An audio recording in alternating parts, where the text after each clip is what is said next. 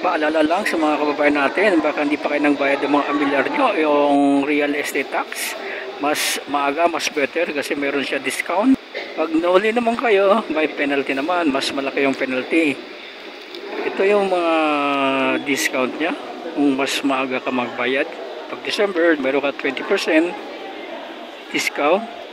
Pag ito yun, no? Yan. Maga ka ng bayad ng December, meron ka 20% discount. Kung January 1 hanggang January 31, meron kang 15% discount. Malaki din po yan. Kung February 1 to 28, kung 29, meron ka 10% discount. Kung March 1 hanggang 31, meron ka 5% discount. Pag lumagpas ka dyan, meron ka ng penalty. Malaki yung penalty nila. Itong rate na ito ay standard naman doon sa buong Pilipinas, pero yung discount standard pa rin yan, pero yung penalty depende pa rin sa mga city or municipality. Ito yung mga tax natin sa real estate tax, yung mga amilyar natin, taon-taon po yan binabayad natin. Obligasyon po natin yan, mandated by law, kailangan natin magbayad ng atin amilyar. Magkano yung penalty ba pagka hindi pa kapagbayad ng isang taon, 2 taon? Basta sir, ang penalty kasi 2% kada buwan. Kung ano ba, malaki yung bayarin niya, 2% yun. May 2%. Pag advance naman, magkano? 15% discount. Laki pa niya.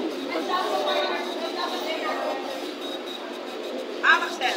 Magkano ito abot mo? 2764. 2764? Ito, ipak mo kung magkano ito abot ito. 2764.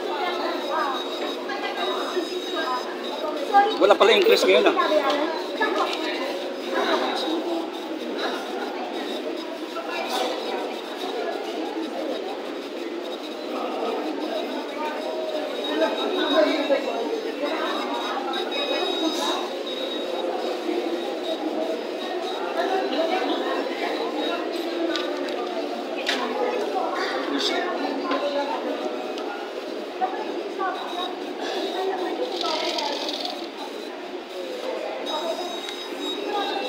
Ito dito.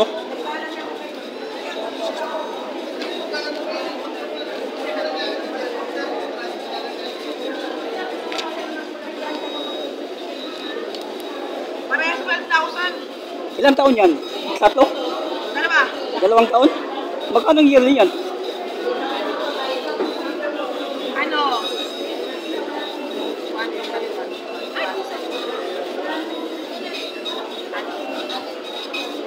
Ano? Nasa 4,000. 4,000? 5. Sa penalty lumaki no? Sige,